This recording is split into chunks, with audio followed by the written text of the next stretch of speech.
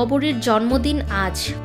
1950 সালের 19শে জুলাই চট্টগ্রামের বোয়ালখালীতে জন্মগ্রহণ করেন এই অভিনেত্রী। শৈশবেই অভিনয়ের প্রতি গভীর টান থেকেই তিনি রূপালী পর্দায় পথ চলা শুরু করেন। 1964 সালে 13 বছর বয়সে সুভাষ দত্তের সুতরাং ছবির মাধ্যমে অভিনয় জীবন শুরু করেন। এরপর একের পর এক হিট ছবির মাধ্যমে তিনি হয়ে ওঠেন ঢাকাই সিনেমার মিষ্টি মেয়ে।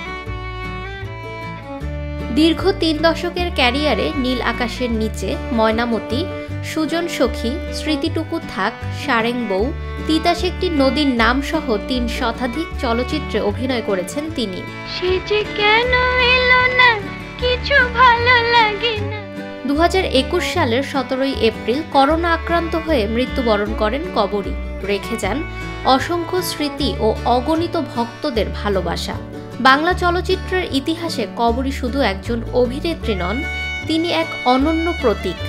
তার শিল্পী সত্তা, মমতা আর মানবিকতা আজও অনুপ্রেরণা হয়ে আছে।